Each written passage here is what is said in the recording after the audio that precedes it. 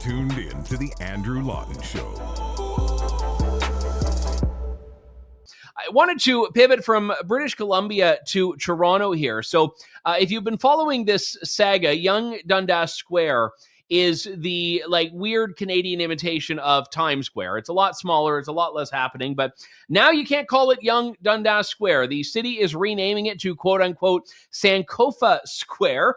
And as True North talked about in the past, the word Sankofa has its own little sordid history that we'll talk about in just a couple of moments. This week, the executive committee of Toronto City Council got together and they are basically trying to figure out how much money this is going to cost. And they think they need more money to do it, to change the signs and update all of this stuff. But it's all based on a premise that is just fundamentally wrong. The premise that Henry Dundas is a figure in history worthy of cancellation. And anyone familiar with his history, with Canada's history, with the UK's history, would know that this is absolutely not the case. But clearly there are people that don't understand that. So we thought we'd give a bit of a history lesson here on the show. It's our delight to welcome back Lynn McDonald, who is a professor emeritus at the University of Guelph and also a former member of Parliament and someone who is not prepared to accept the unfair maligning of Henry Dundas and his legacy here. Lynn, good to talk to you again. Thanks so much for coming on today. Glad to be with you for the show. So obviously there's, from a municipal taxpayer perspective, lots that can be discussed about this just in terms of how much the city of Toronto is trying to spend on this. But when it comes down to it, the issue that I have, and the one that you've raised in a rather lovely piece in the National Post this week, is that we're doing this all based on this faulty premise, this idea that Dundas is this figure from which we should be running as far as historic legacy is concerned. And let me just begin by asking you right there, for people that haven't familiarized themselves with this issue as much, why is Dundas being so unfairly, in your view, maligned? It's hard to understand why it's happening because it's so obviously wrong to blame him. Now, what happened is it came up in Edinburgh because Henry Dundas was from Edinburgh and there's a Melville statue and so on. And the Edinburgh City Council went after him, and plenty of Scottish historians said how wrong they were. So this was contested in Edinburgh before it happened here. And then here, and how Olivia Chow, who herself was a member of Parliament, how she could get it wrong is just nuts. The supposed delaying of the abolition of slavery that Dundas is accused of was never a law that he got delayed. It was only a motion, which is an opinion. And the abolition of slavery at the time that Wilberforce had introduced it in 1791, then 1792, Dundas was there, and he moved an amendment to make it gradual. Well, it hadn't passed, it didn't come close to passing when it was full abolition, immediate, the year before. It didn't have a hope of getting through the House of Lords. It wasn't a bill. It wouldn't become a law. It was only an opinion. So he didn't delay anything. And he was a committed abolitionist. Even before that, he had gotten slavery abolished in Scotland by taking a law case on appeal. It went to the law lords, and the law lords decided there could be no slavery in Scotland, thanks to his arguments. So he already had a very strong reputation for being pro-abolition. Yeah, and it's so easy to find, too. We're not talking about a legacy that has been all that obscured. And Simcoe is another example of someone who was an abolitionist, and he's criticized in some parts because he took an incremental view, which he did because he was so committed to abolition. He wanted it to work. And in Dundas's case, that even doesn't really apply here because he did move ahead, as you note, in Scotland. And I'm left with the hypothesis here that he is guilty of just being alive in history and that no one is really able to emerge from that period. Yeah. Well, Dundas understood that it would take time and that there'd have to be negotiations and you'd have to buy off the slave owners in the West Indies, the plantation owners. He understood that. He was more realistic. But even he did not have any idea how long it would take. And people are disgusted when eventually slavery was abolished and the legislation finally passed in 1833 to apply in 1834. And this supposed delay of Dundas's, this is 1792. So it's years since that it's coming forward again. And it's just uh, it just, Dundas just didn't know how long it would take. And even when the bill went through in 1834, it didn't get applied properly because slave owners, they could keep buying slaves because you could make money in the slave trade, and people did. So you have a law that finally said, that one was passed in 1807, that the slave trade was abolished by the British Parliament. Well, it isn't abolished if slave traders are out there and no one can catch them. The Atlantic Ocean is a very large ocean.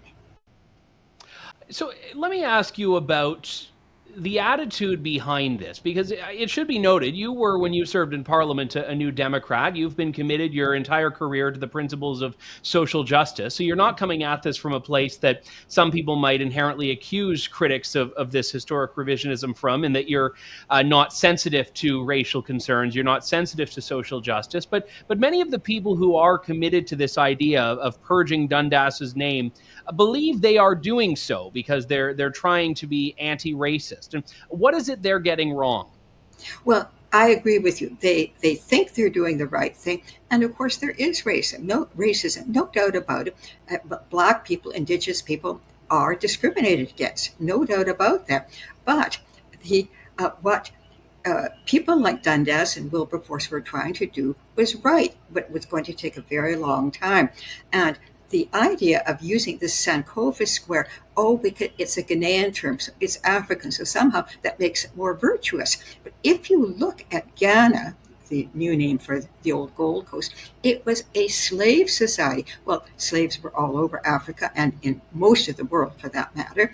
They were there. But Ghana had a particularly horrible version of slavery in which the slaves of a chief who died would be beheaded so that they could serve him in the afterlife. So Ghana's even worse. So here we in Ontario, or our ancestors, got, thanks to Simcoe, got a bill through in 1793, gradual, but it started. And here, the material I have turned up shows how horrible the practice of slavery is in Ghana, and that's in 1847, after slavery had been abolished in the British Empire, but it's still going strong in Ghana. Yeah, and when you mentioned that history, and we had reported on that a while ago, the origins of the word Sankofa, which they're trying to rename Yonge-Dundas Square to, and the meaning of it is learning from the past, which is delightfully ironic for people committed to erasing history, but that's neither here nor there. What people often forget about slavery, and this is by no means to both sides it or talk about one group being better than another, but it was fueled not just by white colonialists. There were people in Africa that were selling other people from Africa into the Atlantic slave trade. And you are right to point out that in Ghana, this particular pocket, that was a particularly insidious practice. Slaves that were being shipped across the Atlantic and slaves that were being used and traded within Africa. Yes, indeed. I mean, slavery was there. The slave traders who came in to the ports in Ghana and other places, they didn't have to go out looking for slaves. They were brought right to the port by slave traders. And some of the people would already have been slaves, so they weren't just enslaved at that point. Some of them would have been, but some of them were simply kidnapped. And they were brought to the port and sold. It was a commerce, and Ghanaian leaders made money from the slave trade at the expense of ordinary Ghanaians or slave Ghanaians, but people who were free, who were then kidnapped and sold into slavery. So to bring this back to the Toronto context, I mean, when I started learning about the origins of the word Sankofa and the tribe that had minted that word, there was a part, I had some schadenfreude about it because I was expecting that, okay, all of these people that were pushing the erasure of the name Dundas would find that they now had to come up with another name. But as we've seen, they just disregard these concerns and move on. I mean, ideally, we'd get to the point where as a society, we could take a step back and have an honest discussion about history, the good, the bad, and the ugly, and talk about how we learn from it. And I'm wondering, within the field of history, you were a professor for quite some time at the University of Guelph. How are historians dealing with this? Because any that I've spoken to have really just been shaking their heads because they feel they can't actually talk about history anymore in a way that is honoring and respecting the discipline of it and historiography. Yeah, well, historians are well, some of them are causing the problem, but a lot of them just throw up their hands in despair. It's a very, very sad situation.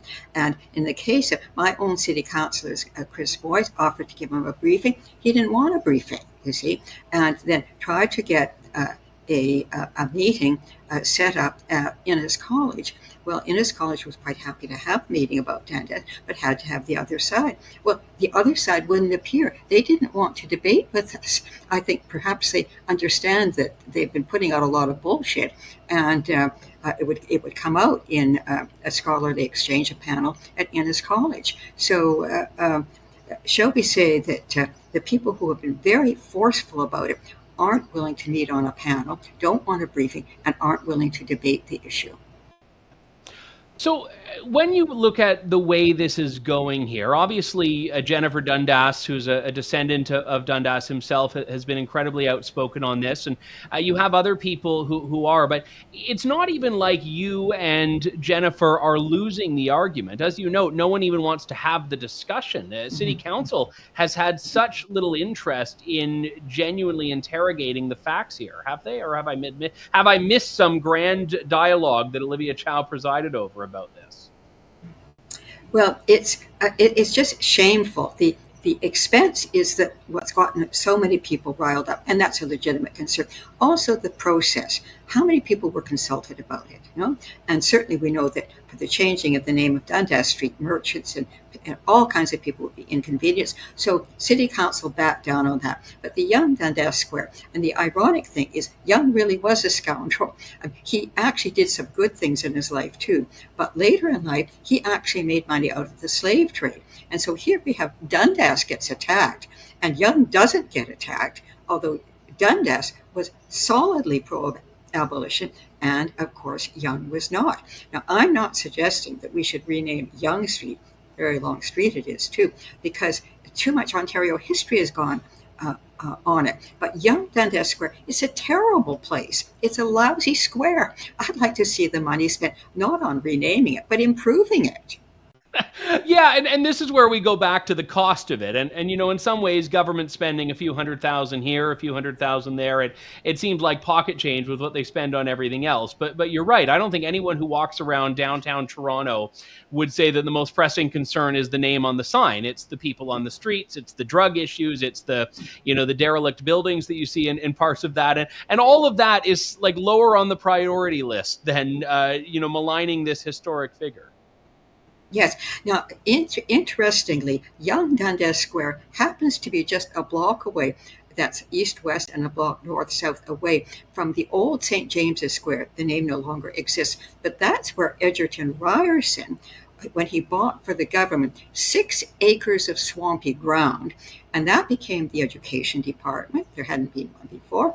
And the first normal school, which is Teachers College, teacher training college, and actually a museum, art museum, natural history museum, which later became the Royal Ontario Museum. And there was a lot of space actually for experimental agriculture to check out what crops were hardy enough. And that's basically the origin of the Ontario Agricultural College, for years, of course, now based at Guelph. And so here we have, I would like to see, because Edgerton Ryerson is the other person, roughly at the same time people began to denounce Henry Dundas, were also denouncing Edgerton Ryerson. And in both cases, they were dead wrong. Not just a question, partly wrong, partly right. They were dead wrong on it. Dundas was consistently pro-abolition, and Ryerson was consistently pro-Indigenous, nothing to do with the residential schools. So these are two subjects in which Toronto has got them both wrong. And ironically, Yonge-Dundas Square is only a block away from where Ryerson did some of his best work. I would like to see Yonge-Dundas Square renamed Ryerson Square. But it will take a while before that can happen, because people will have to realize that they really botched up the Ryerson decision. Yeah, and put a big giant plaque up there explaining this whole thing to everyone. And you're right, because there are certain figures in history where you say, okay, this person may have done this great thing, but they also did this terrible thing, and you have to contextualize it. And I understand that, and I'm sympathetic to that. But in these cases, the people you mentioned are not even guilty of what they're accused of doing. So it's not even like they need to be contextualized. And look, anyone who's ever enjoyed a public education in Ontario should be tremendously grateful for what Ryerson did. Indeed, but people don't realize it. We take it for, I didn't realize it until I just found it out relatively recently. We take it for granted that there's a public school system and that it's a good system. I mean, some people prefer to send their children to private schools and can afford it, but nobody's going to say you have to go to a private school because the public schools aren't good enough. Of course they're good enough. And that just didn't happen. In Ryerson's time, very few children went to school at all. They were all fee paying. There was no teacher training. And he got those things going. When I say he got them going, he was a civil servant. He couldn't legislate them, but he could make recommendations, and he managed to persuade enough people to support him. Interestingly, one of the people who certainly was persuaded, was very helpful, was John A. McDonald. At that time, Mr. John A. McDonald, not Sir John A. after Confederation. So he had to persuade people in the House of Assembly, MPPs that is, to support education. And Ontario became a leader, basically thanks to Ryerson's agitation, but they went along. It took legislators to actually do the work and get it done. And it happened. Well, it is a fascinating piece. You touch on important parts of the history of Ghana, the history of Canada, the history of Scotland, and the insanity of Toronto City Council. So you've gone around the world in a way that only you can. Lynn McDonald, in your piece in the National Post, Toronto's costly push to trade Yonge-Dundas for a name more closely associated with slavery. Thank you so much, Lynn. Good to speak to you again. I appreciate it. Thank you. Thanks for listening to The Andrew Lawton Show. Support the program by donating to True North at www.tnc.news.